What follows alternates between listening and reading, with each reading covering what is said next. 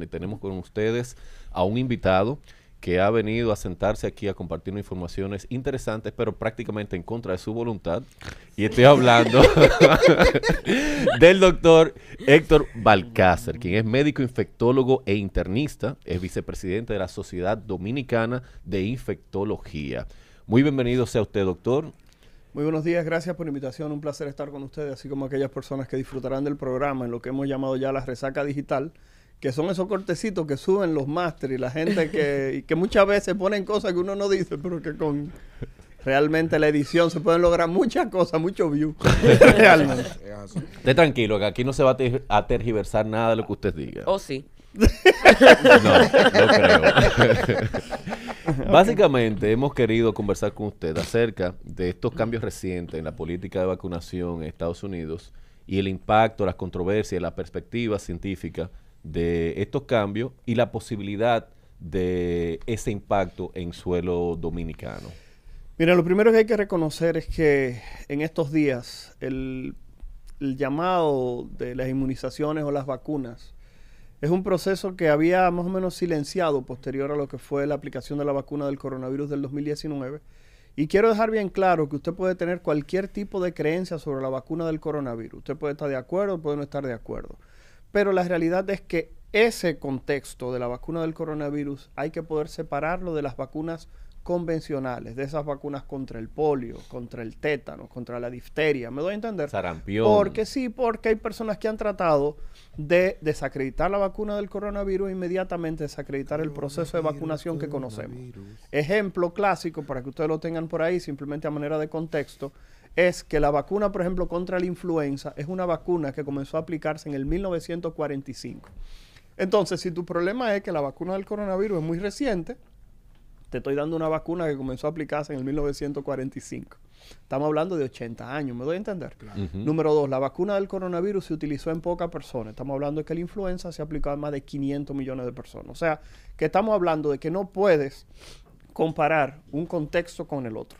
Pero saliéndonos de ahí y tratando de entrar en la parte que ha generado esta discusión, es que el Departamento de Salud de los Estados Unidos, lo que ya se conoce como la Secretaría de Salud de los Estados Unidos, ha colocado unas vacunas, no que las ha sacado, porque también es lo que te digo, todos lo sacan de contexto, y las ha colocado como vacunas opcionales. Me explico.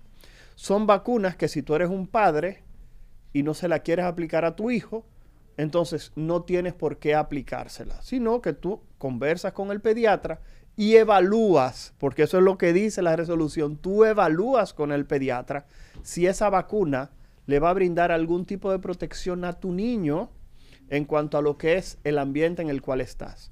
Me doy a entender. En Estados Unidos y en República Dominicana hay dos situaciones epidemiológicas completamente diferentes.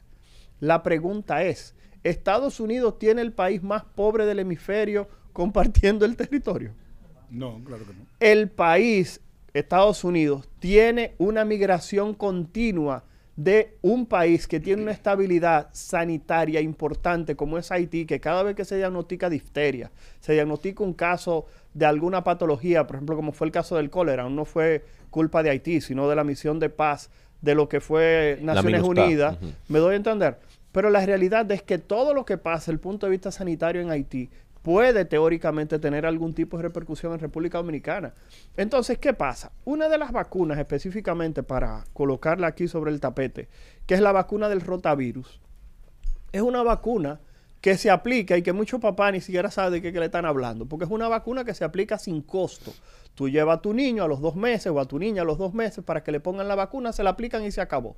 Esa vacuna ha logrado que en República Dominicana la diarrea, que era la primera causa de muerte en niños menores de 2 años, que la diarrea deje de ser la causa más frecuente de mortalidad en niños menores de 2 años en este país. Entonces, ¿qué ocurre? ¿Cómo tú vas a quitar una vacuna que ha demostrado eficacia? O sea, lo estoy diciendo porque ahora algún padre que tiene un niñito pequeñito tiene que llevarlo a vacunar y dice, no, en Estados Unidos quitaron la vacuna del rotavirus, ya no es obligatoria. No se la venir a inventar y decir, aquí también. No se la ponga a mi niño. Eso sería un error grandísimo porque, repito, Estados Unidos es una cosa República Dominicana es otra. Por eso, cuando la mayoría de las sociedades especializadas en una comunicación expresando su opinión sobre esa decisión tomada en Estados Unidos, inician diciendo, la realidad de Estados Unidos es completamente diferente a la realidad en República Dominicana. Por tal razón, repito, en este país que copiamos muy frecuentemente el accionar de nuestro, como digo yo, hermano mayor, que es ese ejemplo que siempre vivimos, el Nueva York chiquito, lo más grande de Nueva York, ¿me doy a entender? Sí. Sí. Ese tipo de cosas es importante que nos tomemos un tiempito para poder tomar una decisión adecuada e inteligente que no vaya a afectar a nuestro país. Lo digo porque la clase media y la clase alta en República Dominicana no va a hospitales.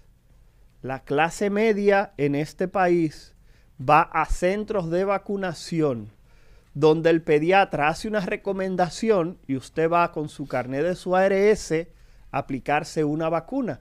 Lo que quiere dejar dicho que usted está en potestad de decirle al centro de vacunación, aplícame esto sí, esto no. ¿Me doy a entender? Pero está advirtiendo que no inventen, creyendo que lo que aplica ya, aplicaría exactamente, aquí. Sobre todo porque imagínate, tú, una de las vacunas que se colocó como opcional fue la vacuna de la hepatitis A, para que tú tengas una idea. La hepatitis A es esa mal llamada aquí, hepatitis viral. Todas son virales, hepatitis A, hepatitis B, hepatitis C, hepatitis Delta, hepatitis E.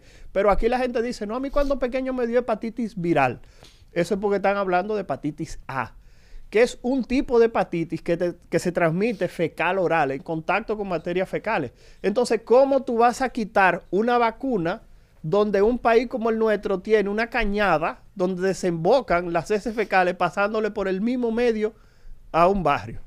No sé si me doy a entender. Sí, perfectamente. Y entonces, por tal razón, hay que reconocer, repito, que antes de tomar algún tipo de decisión, como dice la misma resolución en los Estados Unidos, por parte del secretario de Salud, es a discutir con el médico, a discutir con el pediatra. No es que esa vacuna la han sacado del esquema de vacunación, que repito, es lo que se ha querido vender. Miren, a mí me preocupa lo siguiente, y es que a raíz de la democratización de la comunicación con las redes sociales, con los medios no tradicionales y tal, hay gente que se da la tarea de opinar de lo que realmente no sabe. Y en este caso, opinar sobre vacuna cuando no se tiene ni conocimiento de causa, ni tampoco se tiene investigación, ni se tiene, es muy peligroso, no solamente para el individuo y para la familia de ese individuo, sino también para la nación, porque ponerse a hablar en contra de vacunas y hablar así generales de vacunas, pone en tela de juicio el trabajo que se ha hecho de vacunación en este país. Yo recuerdo cuando yo era niño, las campañas que se hacían para controlar la poliomielitis. Y fue gracias a esas vacunas, la vacuna contra el polio, que prácticamente se erradicó la poliomielitis en nuestro país. Entonces, doctor, por favor, denos un poco de contexto en ese sentido de cómo se puede poner en riesgo, no solamente porque usted dice que si una persona se acerca del pediatra con la recomendación, no sé qué cosa, pero cómo se puede poner en riesgo al resto de la nación con actuaciones y con opiniones y decisiones como esa. Mira, lamentablemente era lo que yo siempre he dicho. Es increíble como antes un papá, cuando iba a inscribir a su hijo a una escuela, a un colegio, ¿cuál era uno de los requisitos que había obligatorio? Que estuviese vacunado con todo lo que el Estado indicaba. Tenía que mostrar esa cartilla de vacunación. Pero ¿qué ocurre? Como tú dices, ahora con esto de la libertad, mis hijos, mi cuerpo, todos los disparates que han dicho ahora en redes sociales, la gente ahora siente hasta vergüenza de mostrar esa cartilla de vacunación. Y el problema es que es una generación que creció vacunado. No sé si me doy a entender. Perfecto. Porque esos papás todos están vacunados. A todito le pusieron su vacuna obligado y ahora le quieren negar ese privilegio a sus hijos, porque el problema es que las vacunas es un privilegio, porque la gente dice, no, la vacuna es gratis, hermano mío. La vacuna no es gratis, la vacuna cuesta un dinero que sale del presupuesto nacional, que se paga todos los años y que es un dineral que se gasta en República Dominicana consiguiendo esas vacunas. Claro. Entonces, ¿qué ocurre? Aún la gente quiere menospreciar porque esas vacunas son gratis. Primero, no son gratis, son sin costo directo a la población porque el país reconoce que prevenir esas enfermedades sale mucho más barato que comprar esas vacunas. ¿Cuál es el inconveniente? Balcácer, pero mi hijo no está vacunado y no le ha pasado nada, porque tienes el privilegio de que las personas a su alrededor están vacunadas. El sarampión, cuando tú tienes el 95% de la población vacunada, la probabilidad de que aparezca un caso es cercana a 0. Y el problema es que mientras más personas se vayan acumulando que no van a participar del proceso de inmunización a través de vacunas, eso incrementa la posibilidad de que alguna de estas enfermedades que tenemos 20 años sin tener transmisión en nuestro territorio, incremente. Y señores, lo estoy diciendo, mencioné lo del país más pobre del hemisferio, que es Haití. Pero no olvidemos la realidad de que somos un país que acaba de recibir 11 millones de gente De cualquier en país del este mundo. año, de cualquier lado. Y que estamos a ley de que una de esas gente llegue con un proceso infeccioso que contamine o contagie a alguien que trabaje en un hotel, que esa persona viva en la Romana y que esa persona por mano del carajo sea el hermano de la muchacha que lava en su casa. Y ahí le llegó a su casa a él. Es lo que te estoy paciente diciendo. cero de aquí del Sí, coronavirus. el italiano. El italiano. Claro. Iván tiene una pregunta. Sí, doctor, más o menos veo que el tema, como usted bien dice, de la cantidad de vacunas va a depender del país y de las características. Pero cuando vi las medidas que tomó Estados Unidos, o sea, comparándolas, por ejemplo, con la cantidad de vacunas que se hacen en la Unión Europea, era una diferencia abismal. Creo que en Estados Unidos se hacían unas 70 y pico de vacunas. O sea, ¿cómo funciona eso? ¿Y realmente era necesaria tantas vacunas? Lo que pasa es que vamos a ser honestos. Te venden dentro de la narrativa los antivacunas. Son 70 vacunas para un niño, hermano querido. No te van a poner 70 tipos diferentes de vacunas porque no hay vacuna contra 70 cosas. Okay. Lo que pasa es que el niñito, que por ejemplo cumple 2 meses, hay que colocarle una sola vacuna y esa sola vacuna te protege contra 6 cosas. Difteria, tosferina, tétanos y unas cuantas cosas más. Se aplica otra vacuna que te protege contra polio y otra que te protege contra otra cosa. ¿Qué pasa? Esas vacunas necesitan de manera obligatoria tener refuerzos para poder brindar protección. Entonces, al final, es cierto que hay que aplicarte muchas dosis, pero la pregunta es la siguiente. Todo el que está aquí en este panel se puso toda su vacuna. ¿Y cuál fue el resultado de la aplicación de estas vacunas? Que ustedes hoy en día son adultos sanos. Lo hemos dicho, el único efecto adverso que tienen las vacunas es que generan adultos saludables. Es el único problema que hay. Señores, déjenme pintarle un escenario para que ustedes tengan una idea. Un país como República Dominicana en vía de desarrollo. Si bien es cierto, hemos mejorado muchísimo. Comienzan a aparecer casos de sarampión similar a lo que ha ocurrido en Estados Unidos, Canadá y México. ¿Ustedes quieren que yo les diga cuál es el escenario entre Canadá, Estados Unidos y México? Que entre los 3 países hay muchísimos casos de sarampión. ¿Ustedes saben cuál de los 3 es el que tiene más casos de sarampión? Canadá. ¿Pero cuál es el que tiene más muertos? México. ¿Por qué? Porque el sarampión se asocia a incremento de mortalidad en aquellas personas que tienen peor estado nutricional. Y si yo le pongo a comparar, ¿cuál tiene peor estado nutricional? ¿Canadá o México? No, México. México, pero el asunto es, ¿a qué país nos parecemos más? ¿México o a Canadá? México. A México. Entonces, si tuviéramos un brote de sarampión, extrapolar esa probabilidad de incremento de mortalidad en República Dominicana es lo mismo. O sea, estamos hablando de que hay que darle gracias a que la Virgen de la Altagracia vive allá en Higüey, que aquí no ha pasado una cosa. O sea, señores, no estoy relajando. Hay que entender de que si el proceso de vacunación se cae, teóricamente pueden aparecer casos. Y de verdad, repito, yo no sé si a nivel de los hoteles en algún momento se hizo y todo el personal que laboraba en los hoteles se le estaba aplicando las vacunas. Porque hay que decirlo, muchas de esas personas que tienen roce con turistas, con visitantes, pueden teóricamente convertirse en un foco de expansión en nuestro territorio. Pero ¿qué pasa? No importa que llegue un caso de sarampión a una comunidad, si existe la protección, es muy poco probable que eso se vaya a expandir. Señores, hay alguien, el otro día en Cuba, después del paso del ciclón Melissa, 50,000 casos de dengue, chikungunya y mayaro. ¿Y qué pasó con la aparición de esos 50,000 casos? Que aquí en República Dominicana aparecieron 3 casos de chikungunya. 11 años sin un caso de chikungunya. Y aquí aparecieron 3. ¿Quién era esa persona? Fueron a Cuba, llegaron a República Dominicana y se diagnosticaron aquí con chikungunya. Darle gracias a Dios que eso se quedó ahí. Sí. ¿Me doy a entender? Pero teóricamente se pudo haber generado un brote de chikungunya. Y en este país que vivimos chikungunya hace 11 años, quiere dejar dicho que nosotros tenemos una población menor de 11 años que no tiene defensa contra chikungunya. Porque si a ti te da chikungunya una vez, ya no te vuelve a dar más nunca. ¿Me doy a entender? Pero, ¿qué ocurre? Estamos hablando de que tenemos 11 años sin caso aquí en el país. Pero fíjense, como en Cuba pasa algo, y a 2 semanas después ya tenemos en República Dominicana 3 gente que fueron a Cuba que yo no sé.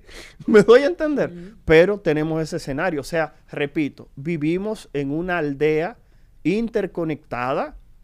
Vivimos en un mundo que tú le das la vuelta en menos de 36 horas y que las enfermedades no conocen fronteras. Doctor, los antivacunas también hablan mucho de que la vacunación, ellos la vinculan a el autismo.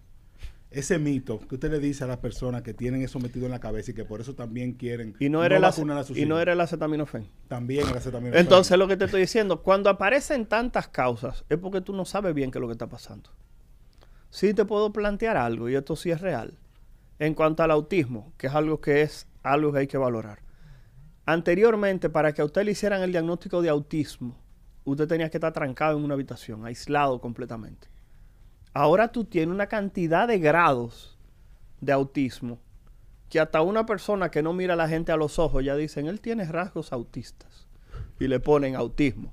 Él no le gusta dar la mano. Es que él es autista. ¿Me doy a entender? Sí. Y se han incrementado la posibilidad de identificar a estas personas con autismo. ¿Me doy a entender? A un autismo en un grado o una manifestación extremadamente leve.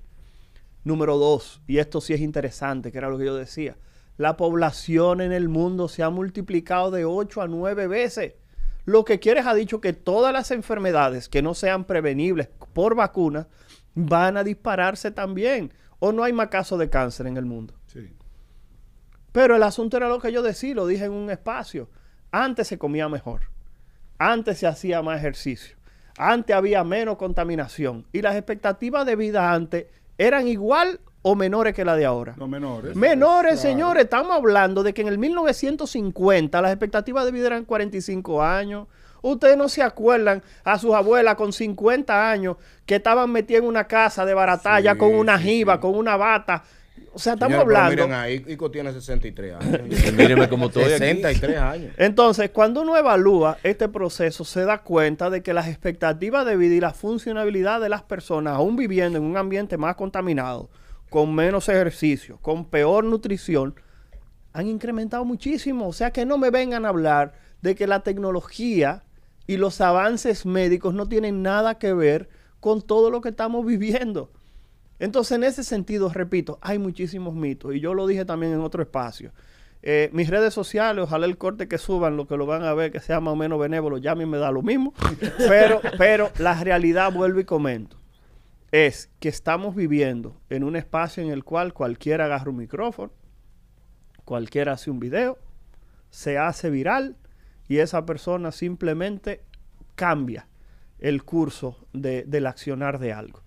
Se lo digo porque ahora con la influenza hubo alguien que me dijo que era un cometa, me imagino que él estaría hablando del 3 Atlas, que era que estaba soltando partículas virales sobre la Tierra. ¿Hay teoría de eso en Estados Unidos? Sí, hermano.